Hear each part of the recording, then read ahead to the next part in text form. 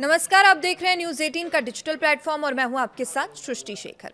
खबर middle east से सामने आ रही है, जहां पर अमेरिका और ईरान के बीच जारी सैन्य टकराव लगातार गंभीर होता जा रहा है।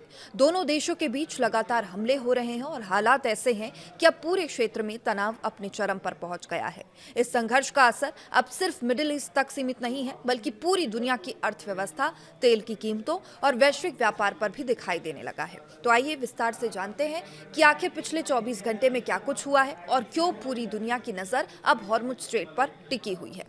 कमर्शियल जहाज पर अमेरिकी कार्रवाई। ताजा जानकारी के अनुसार अमेरिकी सेना ने दावा किया कि उसने ओमान की खाड़ी में एक कमर्शियल जहाज को रोकने के लिए कार्रवाई की। अमेरिकी सेंट्रल कमांड के प्रवक्ता कैप्टन टिम हॉकिंस के मुताबिक जहाज कथित तौर पर ईरानी बंदरगाहों की नाकेबंदी तोड़ने की कोशिश कर रहा था। अब अमेरिकी पक्ष का कहना है कि जहाज को कई बार चेतावनी दी गई, लेकिन उसने आदेशों का पालन नहीं किया और इसके बाद अमेरिकी सेना ने जहाज के इंजन रूम को निशाना बनाकर उसे निष्क्रिय कर दिया।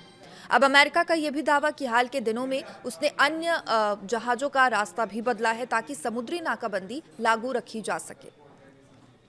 तो वहीं ईरान ने भी जवाब का दावा किया है।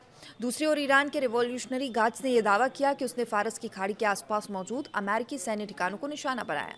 ईरानी पक्ष के अनुसार कुवैत के उदैरी स्थित अमेरिकी ठिकाने पर हमला किया गया, जहां गोला बारूद रखने वाले कई शेड नष्ट हुए। इसके अलावा बहरीन में अमेरिकी नौसेना से 5वें बेड़े में जुड़े वाटर वॉच टावर को भी निशाना बनाया जाने का दावा किया है। हालांकि इन दावों पर अमेरिकी सेंट्रल कमांड की ओर से कोई आधिकारिक पुष्टि नहीं की गई है। तो वहीं रिपोर्ट्स के मुताबिक ये लगातार 13वीं रात है जब दोनों देशों के बीच सैन्य कार्रवाई जारी है। लगातार हमलों के बावजूद तनाव कम नहीं होने के संकेत मिल रहे हैं। अमेरिका और ईरान दोनों ही अपनी सैन्य तैयारियां बढ़ा रहे हैं और यही वजह है पूरे मिडिल ईस्ट में सुरक्षा व्यवस्था बेहद कड़ी कर दी गई है। तो वहीं मिडिल ईस्ट में मौजूदा अमेरिकी दूतावासों ने अपने नागरिकों को सतर्क रहने की सलाह दी है। कई जगहों पर अमेरिकियों से कहा गया है कि यदि संभव हो तो क्षेत्र छोड़ने की तैयारी भी कर ले, क्योंकि भविष्य में सुरक्षित निकासी के विकल्प सीमित हो जाएंगे। और वहीं ईरान के रिवॉल्यूशनरी गार्ड ने भी पड़ोसी देशों के लोगों को अमेरिकी सैन्य ठिकानों से दूर रहने की सलाह दी है। इन घटनाओं ने पूरे क्षेत्र में भय और अनिश्चितता का माहौल पैदा कर दिया है।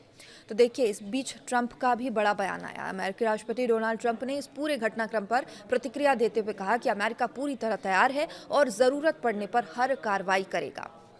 साथ ही ये भी कहा गया कि ईरान के साथ बातचीत जारी है और उन्होंने इसे अब तक की सबसे गंभीर बातचीत बताया है। हालांकि उन्होंने ये भी स्पष्ट किया है कि उन्हें युद्ध खत्म करने की कोई जल्दबाजी नहीं है। इस बयान के बाद अंतर्राष्ट्रीय स्तर पर नई चर्चाएं शुरू हो गई है कि क्या आने वाले दिनों में संघर्ष और तेज हो सकता है। तो देखिए, इसमें ईरान का भी जवाब आया। ईरान के विदेश मंत्री अब्बास अरागची ने अमेरिका के बयानों का जवाब देते हुए कहा कि ईरान किसी भी दबाव या धमकी के आगे झुकने वाला तो बिल्कुल भी नहीं है। उन्होंने कहा कि ईरान अपने राष्ट्रीय हितों की रक्षा करेगा। अंतर्राष्ट्रीय स्तर पर चीन तथा रूस जैसे देशों के साथ संपर्क बनाए हुए है। ईरानी नेतृत्व का कहना है कि किसी भी प्रकार की दादागिरी स्वीकार नहीं की जाएगी। तो देखिए, अब इस पूरे संघर्ष का सबसे महत्वपूर्ण केंद्र हॉर्मुज स्ट्रेट है। यह दुनिया के सबसे व्यस्त समुद्री व्यापारिक मार्गों में से एक है, जहां से वैश्विक तेल और गैस का बड़ा हिस्सा गुजरता है। और यदि यह रास्ता लंबे समय तक प्रभावित रहता है तो पूरी दुनिया में ऊर्जा आपूर्ति बाधित हो सकती है। विशेषज्ञों का मानना कि इसी वजह से पूरी दुनिया की स्थिति इस क्षेत्र पर लगातार नजर बनाए हुए है। तो वहीं उत्तरी इराक के इरबिल शहर में जहां अमेरिकी सैन्य सलाहकार मौजूद हैं, सुरक्षा अधिकारियों ने बताया कि विस्फोटकों से लैस कई ड्रोन मार गिराए गए। वहीं ईरानी मीडिया के रिपोर्ट्स के अनुसार उत्तरी ईरान में रिवॉल्यूशनरी गार्ड के नौसैनिक अड्डे और केशम द्वीप के आसपास हुए हमले। इसके अलावा इस्फहान, खुजिस्तान और फार्स प्रांत में भी धमाकों की खबरें सामने आई। इन घटनाओं ने संकेत दिए हैं कि संघर्ष अब कई इलाकों में फैल चुका है। तो देखिए, इस बीच ईरान समर्थित हूती समूह ने लाल सागर में सऊदी अरब से जुड़े तेल टैंकरों को निशाना बनाने का भी दावा किया। यदि लाल सागर और बाब अल मंडेब जल डमरू मध्य भी प्रभावित होते हैं तो फिर वैश्विक व्यापार पर इसका और ज्यादा असर पड़ सकता है। ये समुद्री मार्ग दुनिया के सबसे महत्वपूर्ण व्यापारिक रास्तों में गिना जाता है। तो देखिए, युद्ध का असर अब अंतर्राष्ट्रीय बाजारों में साफ दिखाई दे रहा है। ब्रेंट क्रूड ऑयल की कीमतें युद्ध से पहले की तुलना में काफी ऊपर पहुंच चुकी है। तेल महंगा होने से कई देशों में ईंधन की कीमतें बढ़ रही है। विशेषज्ञों का मानना है कि यदि संघर्ष लंबा चला तो महंगाई और बढ़ सकती है। वैश्विक अर्थव्यवस्था पर इसका दबाव बढ़ेगा। अब देखिए, इस संघर्ष के कारण मानवीय संकट भी गंभीर होता जा रहा है। रिपोर्ट्स के अनुसार हजारों लोग प्रभावित हुए हैं और समुद्र में सैकड़ों जहाज फंसे हुए हैं। हजारों नाविक लंबे समय से जहाजों पर ही फंसे होने की खबरें सामने आ रही है। संयुक्त राष्ट्र के मानवाधिकार अधिकारियों ने फंसे हुए नाविकों की सुरक्षा और राहत के लिए तत्काल अंतर्राष्ट्रीय प्रयासों की अपील की है और बताया जा रहा है कि कई नाविक भोजन, पानी, ईंधन और चिकित्सा सुविधाओं की कमी का सामना भी कर रहे हैं।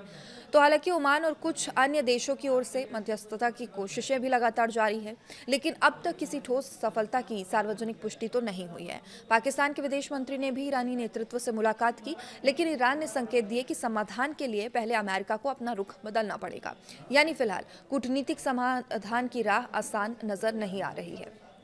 कुल मिलाकर अमेरिका और ईरान के बीच जारी ये संघर्ष अब केवल दो देशों तक सीमित नहीं है। इसका असर वैश्विक व्यापार, तेल बाजार, समुद्री सुरक्षा, अंतर्राष्ट्रीय राजनीति पर साफ दिखाई दे रहा है। हालांकि जो दोनों पक्ष है अपनी अपनी स्थिति पर कायम है, कोई पीछे हटने के लिए तैयार नहीं है, लेकिन अंतर्राष्ट्रीय समुदाय लगातार अपील कर रहा है कि तनाव को और बढ़ाने से रोका जाए, बातचीत के जरिए समाधान निकाला जाए। आने वाले दिनों में ये देखना बेहद महत्वपूर्ण होगा कि क्या कूटनीतिक प्रयास सफल होंगे या फिर ये संघर्ष और व्यापक रूप लेता है।